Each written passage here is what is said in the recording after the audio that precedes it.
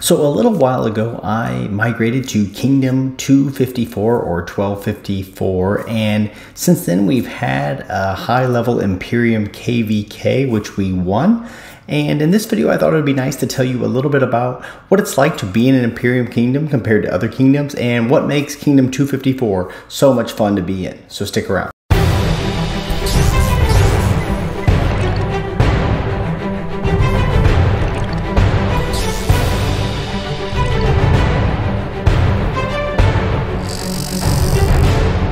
What's up, everybody? Psych out here with another Rise of Kingdoms video. As I said in the intro, I've now been in Kingdom 254 for one entire KVK. We fought a strife of the 8 KVK, which we won.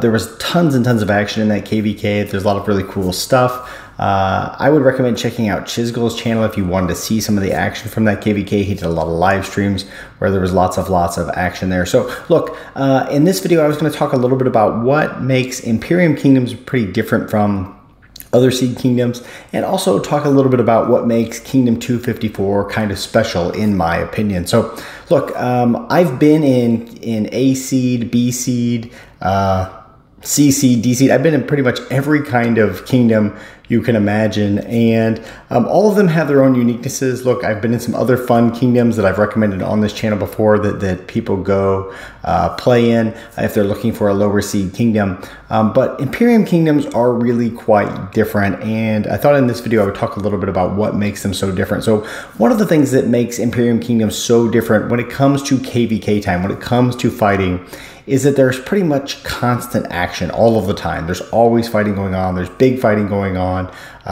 where both sides have tons and tons of armies. In fact, in some respects, you could call it a problem because there's often a lot of lag early on in the fights or early on when passes open.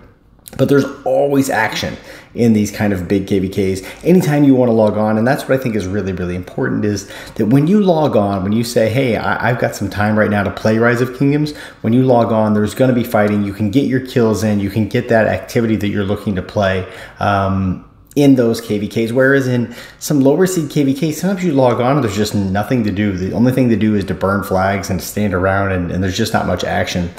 In these kind of large Imperium KVKs, there's always lots and lots of fighting, which in my opinion is what makes the game a lot of fun. But at the same time, and I think this is really important, a really important difference between, say, Imperium KVKs and maybe A seed KVKs, if you're a big player, if you're a strong player, or maybe a garrison captain or a rally leader, when you're in a big Imperium or a big kingdom like 254 with tons of rally leaders, tons of garrison captain availability, with just tons of people who can support in the open field, you don't feel obligated to be on all the time. That is, you can come on and play when it works for you. And of course, you know, there's expectations that you'll be active and you'll participate, but you're not required to be there all the time, which I've been in KVKs where you felt like, oh my gosh, if I log off even for 10 minutes, even for 20 minutes, even for an hour, it could be the doom of our kingdom, and that it's really required for me to stay on all of the time in those situations, especially for garrison captains and rally leaders. I felt the same way for them. Like, man, we really can't afford them going offline, because then what are we going to do? Whereas in a kingdom like this, there's just tons of people who can fill in. You don't have to be on all the time. If you have something else to go do, you can go do that and come back and everything's going to be just fine, which is really, really cool. One of the cool things that I think a lot of people might not know about Kingdom 254, because lots of kingdoms have, lots of big kingdoms have, or well-organized kingdoms, I should say, have requirements for fighting. You have to have this many kills, you have to have this many deads, you have to do all those kinds of things. And it's kind of cool about this kingdom is there's actually really no requirements. You're required to be active, you're required to participate, you're required to sort of do your job relative to your power level, but there's no specific set goal in mind when the KVK starts. We sort of just see how the fighting goes and maybe set some targets along the way, but really there's no, nobody's gonna hold your feet to the fire for that in this kingdom. Look, if you've got things going on in real life, it's really easy just to say, hey, look, I can't make it today, I can't make it this week, whatever it is that's going on. We're really pretty accepting of that, which is, again, pretty unusual in many kingdoms.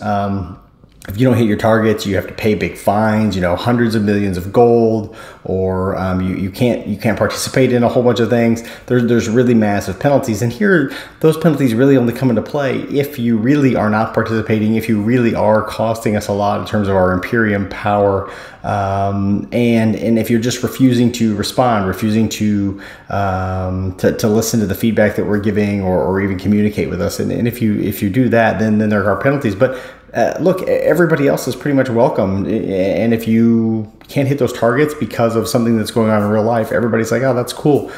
It's no big deal. So I think that's one of the things that a lot of people wouldn't necessarily expect about a kingdom like this. But speaking of the people in the kingdom, one of the things that makes an Imperium kingdom like 254 really cool is a huge community of players.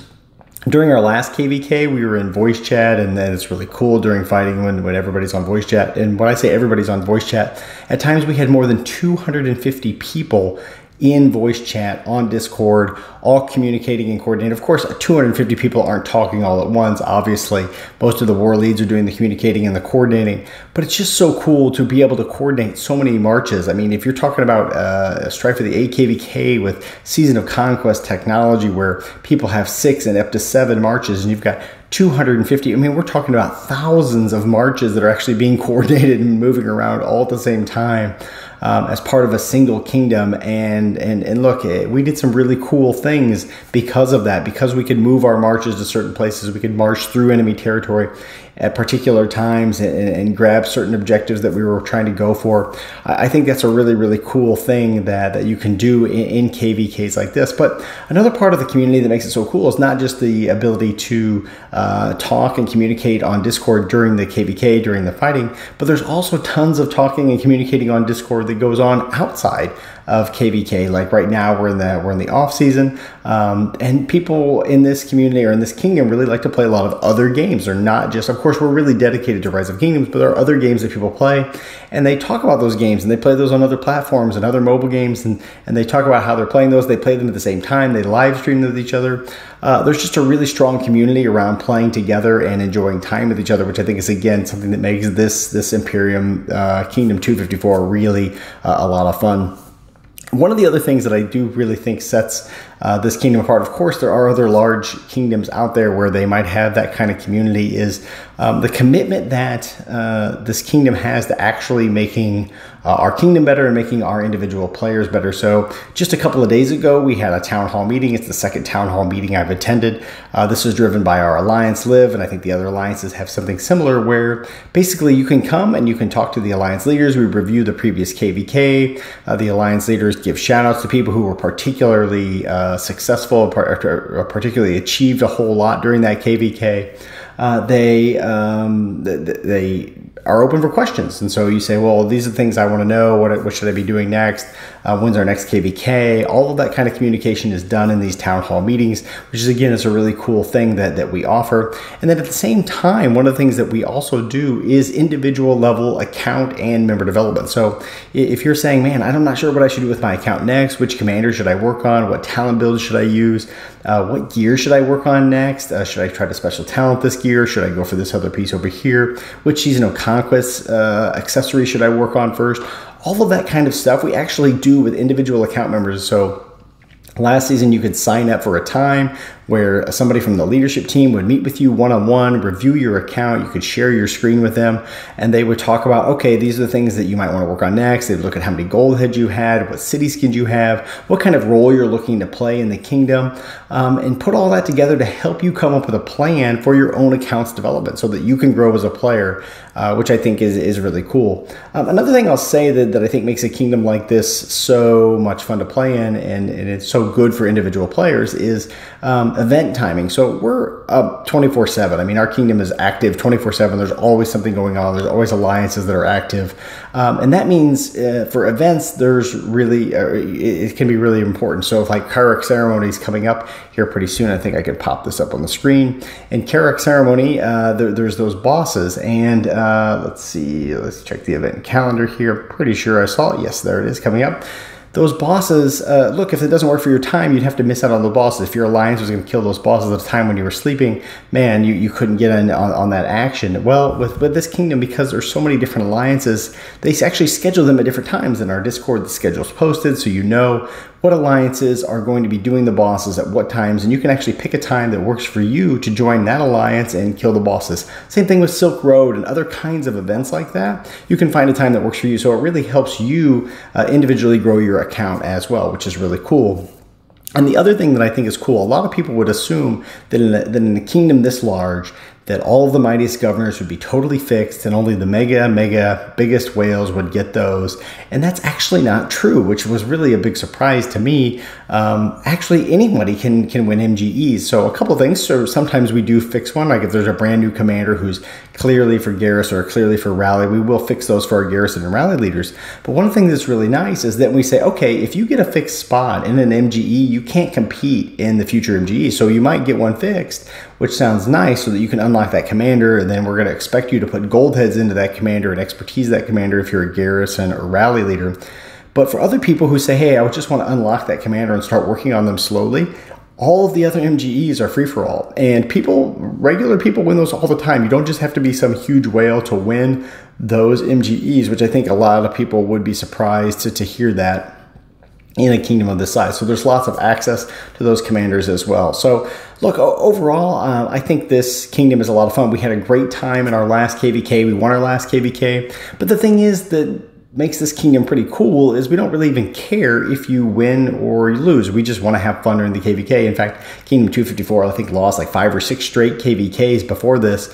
So we won this last one, but nonetheless, it was all about having fun. It's all about fighting together. It's all about hitting those targets. And one of the things that I think that does come up as a target for us is lowering our power. And this is one of the cool things that we've done. They did and I talked about this when I migrated in, and we did it again this time for a migration, is we do lower our power at the end of a KVK, and that's just really done simply by filling up your hospital, killing off excess troops.